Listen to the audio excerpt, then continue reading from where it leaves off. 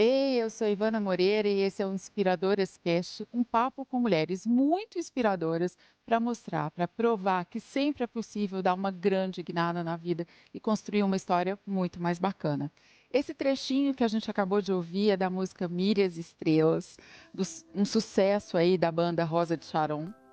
E essa música foi escolhida pela nossa convidada do dia, porque você sabe, aqui no Inspiradoras Cast, a entrevistada do dia escolhe música. Essa foi a música escolhida pela Alessandra Kissencourt.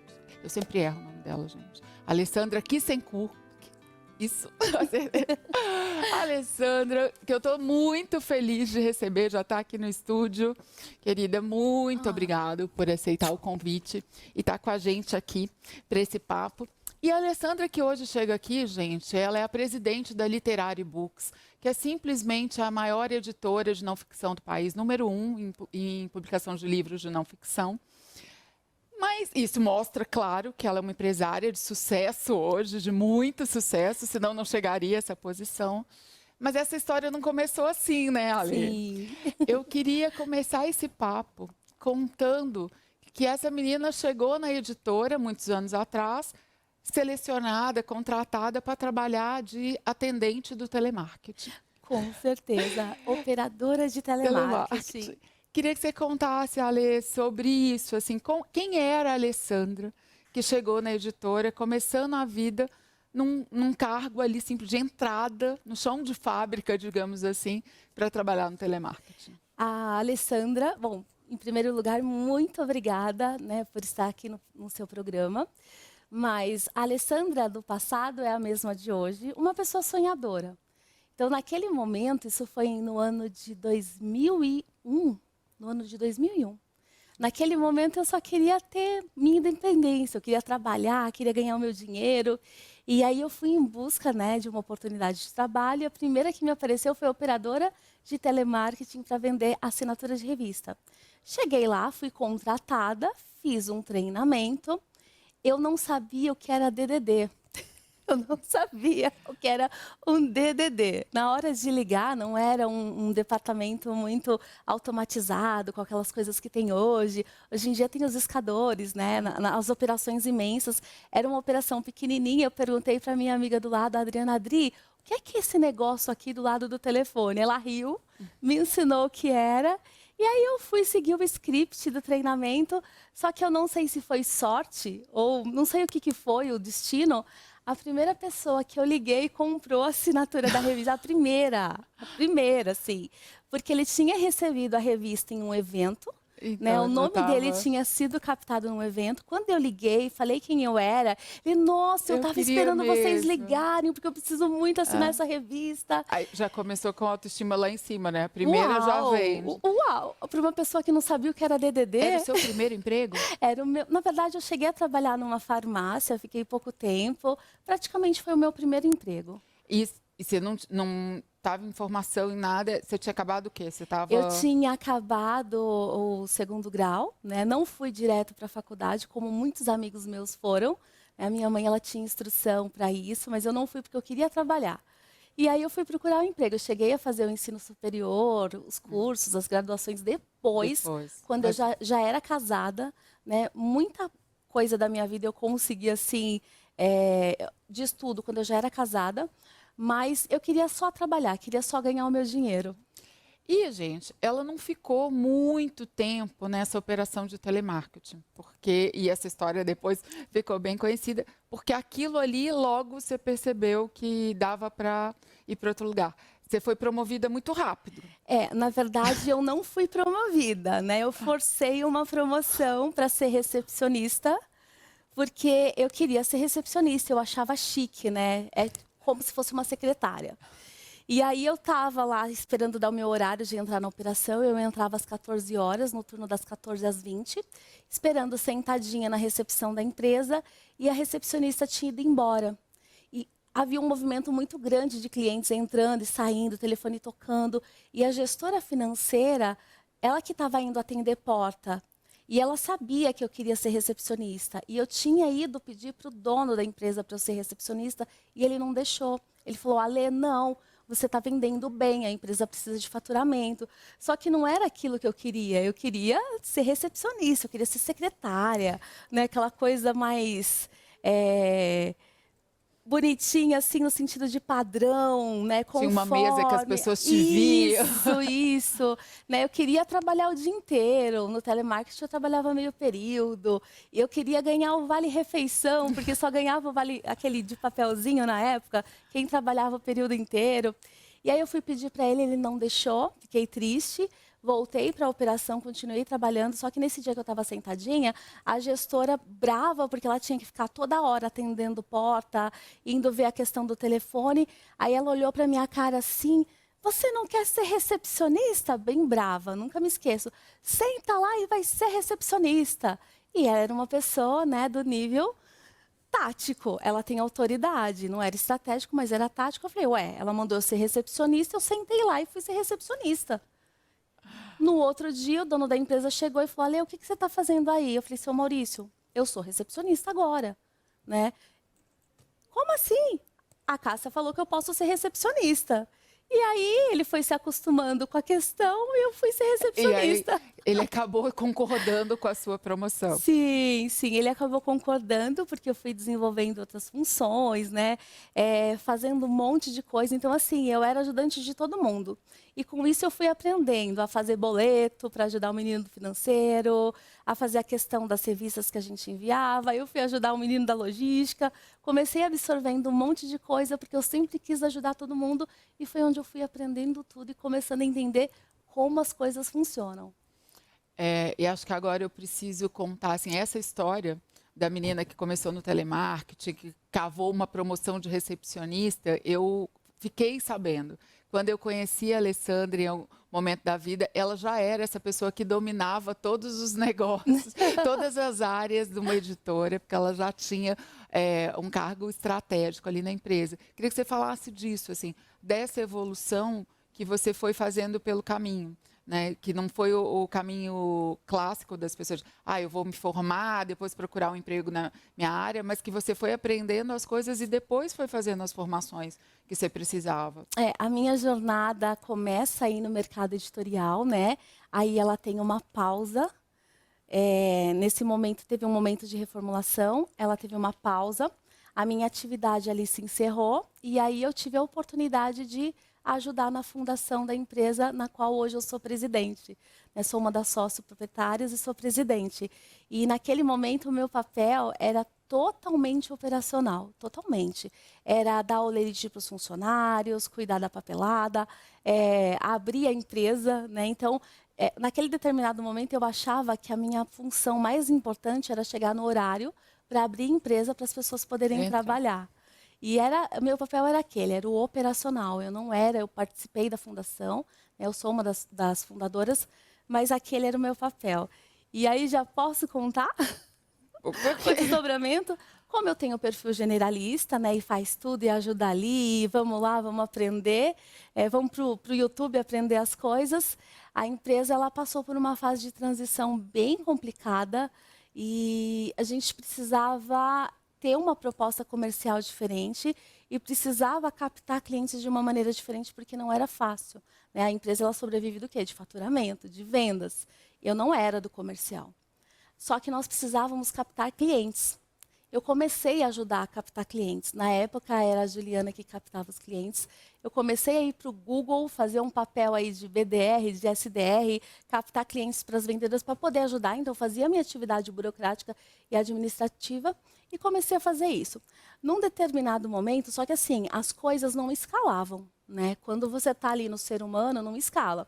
Num determinado momento, foi uma pessoa dar um treinamento para a gente, uma pessoa muito querida que faz parte da minha história, o Edilson Lopes, que é o fundador do grupo KLA, e ele foi falando algumas coisas que foram abrindo assim a minha mente, me dando alguns insights. E ele falou para a gente, vocês têm que ir para o forró certo. Qual que é o nicho de vocês? E isso foi no ano de 2014. Eu tenho uma hashtag, né, dentro do meu coração, forró 2014. Porque ele falava, vocês têm que ir para o forró certo. E em 2014, ele falando isso, eu comecei a pensar. Aí ele chegou para a gente e falou assim, vamos fazer o seguinte, vocês trabalham com marketing digital? Naquela época eu nem sabia do que se tratava. Aí eu, não, nós não trabalhamos. Ele falou assim, ó, vou fazer um disparo de e-mail marketing para vocês, para minha base, para captar clientes. Você sabe o que é uma landing page? Eu falei, não, não sei o que é uma landing page. Ele pegou uma folha de sulfite, ele desenhou a estrutura da landing page, falou, ó, aqui você vai colocar isso, isso, isso, isso, aí o designer lá produziu, aqui tem que ter um botão, esse botão tem que ir para o formulário assim, assim, assado, vamos fazer um texto, vou disparar para a minha base, e aí assim foi feito, ele disparou e começou a ver clientes, clientes, clientes, clientes. E eu era uma pessoa, Ivana, que eu detestava redes sociais. Eu não tinha Facebook, naquela época o Instagram ainda não existia, eu não tinha nada. E aí eu comecei a gostar do negócio, num dado momento eu abri um perfil lá no Facebook, e aí o algoritmo é maravilhoso, né? Ficava me mostrando propagandas de coisas, anúncios de coisas para eu comprar. E eu clicava para ver e para onde ia, para uma landing page. E aí você entendeu o que era a loja de Aí eu peixe. falei, gente, mas isso aqui é o poder na vida, né? Hoje eu entendo que muitas coisas assim proporcionam uma escala. Falei, peraí, eu posso usar aquela landing page do Edilson, a mesma, não preciso fazer outra, né? Porque disparo de e-mail marketing satura, para captar clientes. Fui para o YouTube, peguei os tutoriais, como é que faz um anúncio. Eu aprendi sozinha no YouTube. Cheguei para a Juliana, que cuidava das redes sociais da editora, e falei, Ju, me coloca aí como administradora também, porque eu preciso subir um anúncio. Ela não me perguntou muita coisa e eu subi um anúncio, linkando para a landing page. E aí você Coloquei o descobriu meu a coisa da próprio cartão escala. de crédito para testar lá, né? Porque eu estou testando, gente. Não quis falar nada para ninguém. E coloquei o meu cartão de crédito para testar. Naquela época o algoritmo era maravilhoso, né? Hoje é mais difícil, era lindo. Eu falei, gente, começou a vir leads assim, eu nunca me esqueço, a 69 centavos. Lead qualificado. Aí eu fui aprender marketing digital, fui fazer parte de comunidades, formações, e aí eu E aí foi comecei estudar assumindo de um fato. papel diferente, estratégico. Né? Foi nesse determinado momento que eu fui sendo reconhecida e fui ganhando a frente para chegar onde eu cheguei hoje. Sim. E aí eu conheci, ela já estava vice-presidente, gente. Ela já estava vice-presidente, mas responsável aí por toda a estratégia do negócio. Tem uma coisa que me impressiona muito na sua história, que é isso de você não sabia nenhuma das coisas que você se jogou para fazer. Sim. Eu imagino que foi com medo. Foi com muito mais movida pelo desejo de acertar, mas tudo que você estava fazendo era pela primeira vez. Em cada uma dessas coisas, desde lá de atendente no telemarketing, que era um negócio que você nunca tinha feito. Você sempre foi assim, uma menina que não tinha medo de nada, que encarava qualquer desafio? Eu tenho muitos medos. Eu acho que quando você é mais nova, você tem menos medos, né? Hoje que eu sou mãe, eu tenho medo que eu sou uma empresária, eu tenho medo que eu tenho 35 funcionários sob minha responsabilidade, eu tenho medo, eu tenho um nome no mercado, a minha empresa tem um nome no mercado. Eu tenho medo, eu tenho receio, mas eu tenho mais coragem do que o medo. Então, eu acho que isso que me move, sabe? Todo mundo tem medo, né? E Mas no máximo que vai acontecer é dar errado. Se você fizer as coisas certas, que não vai prejudicar ninguém, né, não vai colocar tudo em risco, no máximo que vai acontecer é dar errado. Então vai, poxa. e acho que tem na sua história uma coisa de seguir o seu feeling ali, desse sentimento de, pronto, isso aqui pode dar certo. Eu contei aqui na abertura que a Literária é hoje a maior editora do país em não ficção, mas ela também tem uma posição de destaque em alguns segmentos, como parentalidade. Ela é a editora que mais tem títulos para ajudar pai e mãe. E essa é uma história que aconteceu por causa de uma sensibilidade sua como mulher ali, de uma questão bem feminina. Queria que você falasse sobre isso. Por que que a Literário virou o maior selo de parentalidade do país, assim? O É, que aconteceu com você? na verdade, assim, a gente só sabe o que os nossos pais passaram quando você se torna mãe de verdade. Né? Então, eu cresci em um ambiente em que a minha mãe sempre prezou pela nossa educação, ela sempre tentou acolher a gente da maneira que ela podia acolher, né? Porque a gente repete muitas vezes os padrões familiares. né? Então, ela veio de padrões familiares muito difíceis e algumas coisas se repetiram na nossa criação. E eu tinha alguns traumas, alguns medos, e eu demorei para ter filho. Eu não me encorajava a ter filho por conta disso. Demorei muito, assim. Eu me casei e o meu filho nasceu em 2016. Gente, muito tempo. Mais de 10 anos. Por causa desse medo, eu acabei de Eu tinha, perguntar, achar que você era uma tinha, menina sem eu medos, na tinha verdade receio, não. eu tinha receio, assim. Eu tinha alguns bloqueios que me bloqueavam. E aí, nesse momento, chegou um anjo na editora, a Yara Mastini, né? Uma pessoa muito queridíssima e muito influente nesse segmento de educação parental, e levou uma proposta de projeto para a gente. E aí eu fui conhecer o que era educação parental. E ela explicando tudo, eu entendi, né, que eu não precisava ter medo, que poderia ser diferente, que a instrução que a minha avó não teve, que a minha mãe não teve oportunidade de ter acesso, eu estava tendo ali. E aí eu comecei a me apaixonar pelo negócio. Logo saiu o nosso primeiro livro de educação parental, que foi o Coaching para Pais. E foi uma área assim que eu abracei com muito carinho porque mudou a minha vida. Então, hoje eu entendo que eu cheguei onde eu cheguei por causa da minha mãe, né? Ela foi criada num ambiente familiar disfuncional, né, numa cidade, num estado que não é São Paulo. E ela saiu desse ambiente, ela teve muita coragem para sair desse ambiente, para vir para São Paulo com a cara e com a coragem, para morar numa pensão. E foi porque ela saiu de lá que eu nasci aqui, né, que eu tive outras oportunidades. Então, assim, Porque ela teve a coragem de romper com essa ó, não família pode se disfuncional. emocionar, Pode, sim. super pode. Então, assim, eu entendi que eu cheguei até aqui por conta dela.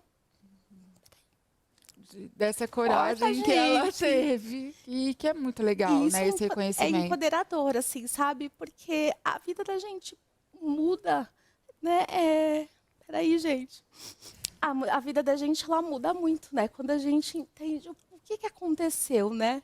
O que que aconteceu lá na minha avó, nos meus avós, com a minha mãe, como é que foi a vida delas? E aí você começa, quando você perdoa certos tipos de coisas, principalmente quando vem de pai e mãe, e entende, se coloca numa posição, aí você começa a ser uma mãe melhor, uma pessoa melhor, um profissional melhor.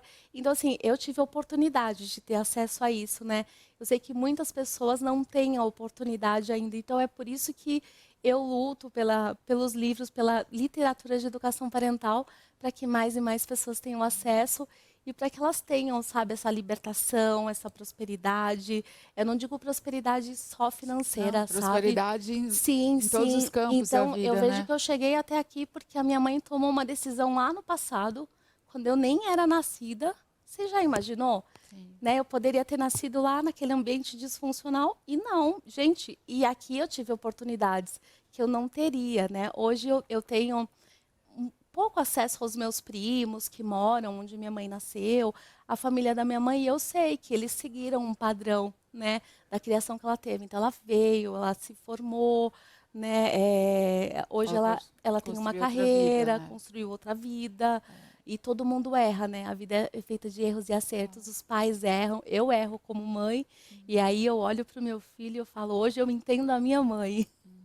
Eu gosto muito dessa história, porque Sim, às vezes a gente fala de negócios aqui, mas os negócios são feitos por pessoas. E tem um monte de histórias pessoais atrás das decisões do negócio. O fato de você ter esse reconhecimento e ter olhado para um projeto de educação parental criou um nicho não só para literário, mas para outras empresas que hoje atuam nesse nicho, e criou um mercado, porque muitos profissionais, especialistas que trabalham com isso, publicam hoje pela literária. sim, Eu acho que é uma estatística, vou chutar aqui, tá? Mas você me disse se eu estiver muito errado. Eu acho que de cada 10 livros de educação parental que é lançado no país, aí, provavelmente desde 2015, 16, 17, né, quando começou isso, acho que mais da metade são da com literária hoje. certeza, com certeza. Hoje nós somos referência na educação parental, assim como nós somos a editora que também mais publica assuntos e conteúdos sobre o transtorno do espectro autista e neuroatipicidade.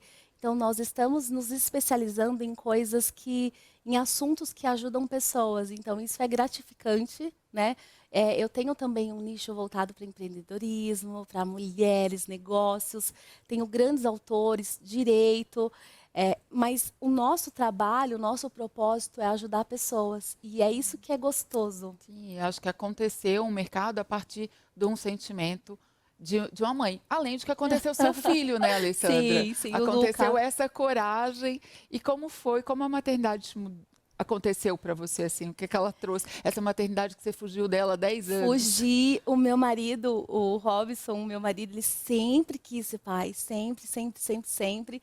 E eu ali, né, com medo, com receio, agora eu não estou pronta, não é o momento, eu quero me estabilizar na carreira, eu quero construir mais coisas. E aí teve um momento que eu falei, não, vou, né, já conheci a educação parental, vou. Aí, quando eu me tornei mãe, assim, quando eu fiquei grávida, a vida muda, o sentimento muda, é uma vida, né, aqui dentro da gente.